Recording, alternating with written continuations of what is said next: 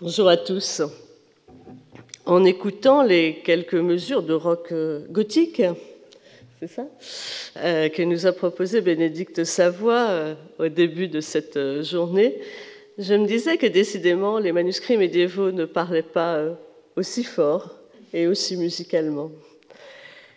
Pourtant, le codicologue qui leur prête une oreille attentive peut y trouver des exemples qui sont susceptibles de nourrir nos réflexions communes que nous aurons aujourd'hui.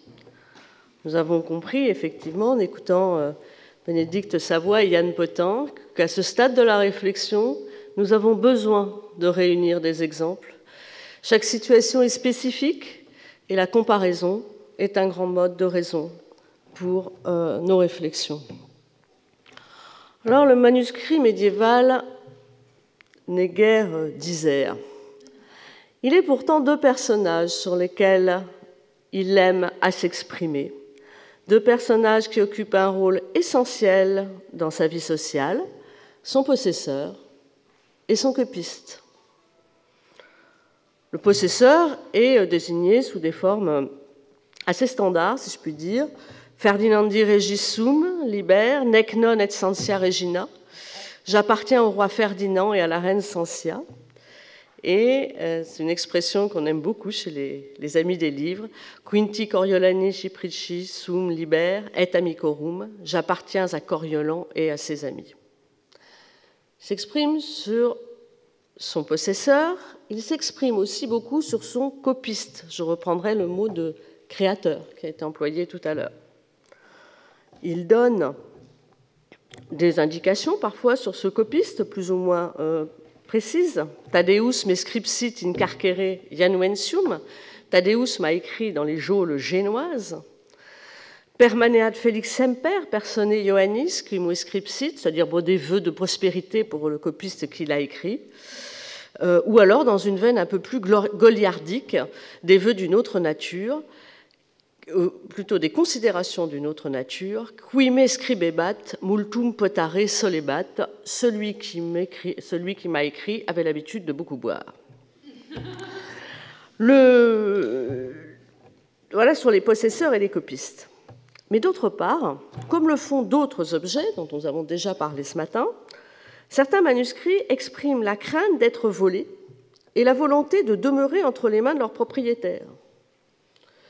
Quime furatur, in tribus lignis suspendatur, que celui qui me vole soit pendu au gibet. Ou encore, dans une version nordique, un tantinet plus sauvage, stigre de liavic me possidet, quis me furatur a tartara crine traatur.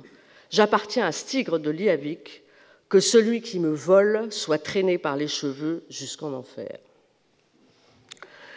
Alors, parler du vol, ce n'est pas pour un manuscrit exprimer une vaine crainte, mais prévoir un danger bien réel, ainsi que l'illustrent deux exemples que je vais vous présenter ici, de manuscrits médiévaux, le psautier doré de Saint-Gall à votre gauche et l'anthologie palatine à votre droite.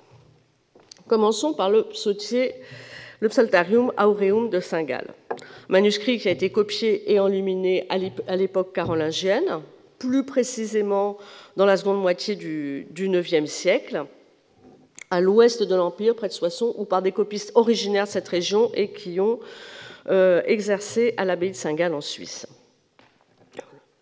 Ce psautier, dont vous voyez la qualité d'exécution, j'ai mis la miniature représentant le roi David sur la gauche, mais ce n'est pas notre sujet, donc je ne vais pas la commenter aujourd'hui.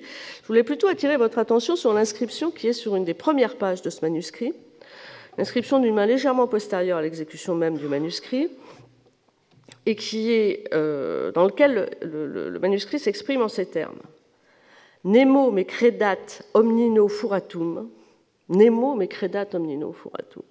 Sed feliciter actenus fuisse reservatum, non dubitet autem iram Dei pericolosius incurrere, si quis me presumat a santigali finibus spoliando aufere. Alors, au risque de perdre les qualités rythmiques de cette prose rimée, on peut la traduire ainsi. Nemo me credat omnino furatum, que personne ne me croit le moins de monde volé, qu'on ne me croit pas volé. Bien au contraire, j'ai été ici, heureusement, mis à l'abri. Qui oserait m'emporter comme butin hors du territoire de l'abbaye de Saint-Gall n'en doit pas douter, il encourrait alors la redoutable colère divine. Alors qu'observons-nous? Ici, c'est le psautier lui-même qui affirme qu'il n'a pas été volé. Lui donner la parole, c'est conférer à cette déclaration un poids plus fort que ne pourrait avoir toute affirmation de son détenteur du moment. Que ce soit la victime elle-même qui dise qu'elle n'a pas été lésée, évidemment, c'est un poids rhétorique intéressant. Second élément sur lequel je voulais attirer votre attention, le manuscrit s'exprime en des termes pesés avec soin. Il conviendra donc de ne pas prendre son discours à la légère. Il distingue délibérément deux façons différentes suivant lesquelles un objet peut changer de main. Contre la volonté de son détenteur initial, il est le fruit d'un vol, furis, non me credat furatum, d'ordre un particulier dont la propriété est saisie par un autre, est volée par un autre particulier. Donc il distingue four du butin saisi par l'ennemi, les spolia, si quis me presumat a sancti gallis finibus, spoliando aufere. Donc ce premier exemple, il m'invite effectivement à la plus grande attention sur l'examen du vocabulaire employé dans ces expressions du manuscrit. Alors ces 4 lignes ont été tracées il y a plus de 1000 ans, mais l'historien ne saurait cependant affirmer avec certitude que c'est précisément cette inscription qui la garantit de toutes les tribulations que connaître d'autres de ses congénères. Il est aujourd'hui encore conservé dans le splendide décor baroque de l'abbaye de Saint-Gall. Alors, le deuxième exemple que je voulais prendre, c'est celui de l'anthologie palatine, qui a une vie incomparablement plus mouvementée. L'anthologie palatine, à l'origine, c'est un manuscrit byzantin copié au Xe siècle et qui est conservé pour partie au cabinet des manuscrits de la Bibliothèque nationale sous la cote supplément grec 384. Le manuscrit entier, l'autre partie est à Heidelberg, contient une anthologie de textes grecs qui était considérée à la fin du XVIe siècle, qui était à l'origine conservée à la Bibliothèque palatine d'Heidelberg, qui était considérée à la fin du XVIe comme l'une des plus importantes bibliothèques d'Europe. Donc là, je ne vais pas revenir sur les 3500 épigrammes qui constituaient ce manuscrit à l'origine, manuscrit partagé maintenant. Je veux beaucoup plus qu'on parle ensemble de l'ex-libris que vous voyez ici, collé en tête du volume et qui est aux armes de Bavière, fuselé en bande d'azur et d'argent. Et le texte, Sum de bibliotheca quam Heidelberg capta, spolium fecit. J'appartiens à la, comme vous pouvez voir là, donc en français, j'appartiens à la bibliothèque prise à titre de butin, spolium, prise à titre de butin lors de la prise d'Heidelberg par le duc Maximilien de Bavière, qu'il a envoyé comme trophée, trophéa, au pape Grégoire XV. Donc, pour rappeler l'historique de ce manuscrit, en août 1622, au début de la guerre de 30 ans, la Ligue catholique menée par Maximilien de Bavière s'empare d'Heidelberg et le bibliothécaire du pape, Leone Alacci, organise le transfert à Rome via Munich de 3500 manuscrits et 12 000 livres imprimés. Les livres franchissent les Alpes à dos de mulet, arrivent à la bibliothèque pontificale. Certains sont répartis dans les différents secteurs, mais d'autres constituent des entités qui existent encore, Codex Palatanus Graecus, Latinus et Hebraicus, respectivement. Donc, Alacci, le bibliothécaire, avait divisé en 2 volumes le recueil dit de l'anthologie palatine. Dans l'une se trouvait notre anthologie et dans l'autre un ensemble de poésies pseudo-anacréontiques. Ce manuscrit, l'autre partie du manuscrit, elle est aujourd'hui conservée à Heidelberg. C'est-à-dire qu'en fait, on nous dit que ça a été transporté à la Vatican, mais il y en a une partie à Paris et une partie à Heidelberg aujourd'hui.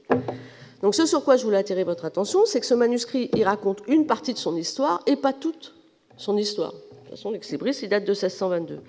Il dit bien qu'il était à la Palatine, mais sans dire comment il y est entré.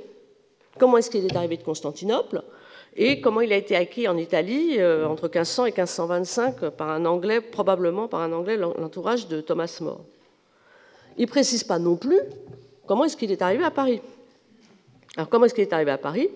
1797, application du traité de Tolentino, 500 manuscrits sont remis par le pape à la France, et parmi eux, 26 manuscrits grecs, dont celui-ci. 1815, pour reprendre toutes ces étapes qu'on a vues pendant les cours de Bénédicte Savoie tout au long de l'année. 1815, les envoyés prussiens demandent le retour, non pas à Rome, mais en Allemagne, en l'occurrence à Heidelberg. La seule chose, c'est qu'ils ne s'aperçoivent pas que le volume a été divisé en deux. Donc il y a bien une partie qui retourne à Heidelberg et l'autre qui reste à Paris. Donc ça pour attirer l'attention sur les itinéraires complexes. Le discours du manuscrit, qui est ici sur l'ex-libris gravé, a pour seul objet de mettre en avant la part prise par Maximilien de Bavière dans l'arrivée du manuscrit à Rome, de souligner que Maximilien avait été investi de la dignité électorale par l'empereur. Il est également très précis sur les circonstances dans lesquelles il a quitté Heidelberg. Il a été considéré comme un butin de guerre, spolium, et il emploie ce terme de façon extrêmement précise. Le manuscrit apparaît par là, fort au fait des débats de l'époque, parmi des débats qu'avaient ceux qui conduisaient la réflexion sur le jus gentium, le droit des gens, qui régule les rapports entre puissances souveraines. Je pense qu'on entendra parler un peu plus tard de Grotius, qui rédigeait la première moitié du XVIIe, le De Iure Praede, l'ouvrage dans lequel il affirme « Est juste tout butin qui provient d'une guerre juste ». Donc le manuscrit est aussi au courant des débats juridiques. Alors pour conclure, je dirais volontiers que pour les sujets qui nous réunissent aujourd'hui, ces deux manuscrits, le Psalterium Aureum de Saint-Gall et l'Anthologie palatine, illustrent l'intérêt qu'il y a à soumettre le discours des objets à un examen attentif. Examen attentif du vocabulaire qu'ils emploient, fur, spolium, spolium, tropheum. Examen de ce vocabulaire qui doit s'inscrire dans une étude comparatiste qui explore les différentes aires culturelles et qui s'applique sur la longue durée en étudiant les termes employés lors des déplacements d'œuvres d'art. L'exemple type, qu'on a vu un certain nombre de fois déjà, est-ce que furti napoleonici correspond bien à conquêtes impériales? Alors, examen attentif du vocabulaire, mais également examen attentif des circonstances dans lesquelles les objets s'expriment, ce qui revient bien souvent à chercher à identifier qui les fait parler. Manifestement, c'est Maximilien qui s'exprime à travers le manuscrit de Saint-Gall plutôt qu'il le fait parler, et c'est à ce titre qu'on peut parler de manuscrit ventriloque. Donc, reconnaître, ou plutôt je dirais, donc reconnaissons le discours de ces manuscrits comme une source pour nos travaux, et gardons bien présent à l'esprit que nous les utiliserons d'autant mieux si nous leur appliquons l'ensemble des moyens mis à notre disposition par les méthodes éprouvées de la critique des sources et en les soumettant ensemble au regard croisé de nos différentes disciplines. Je vous remercie.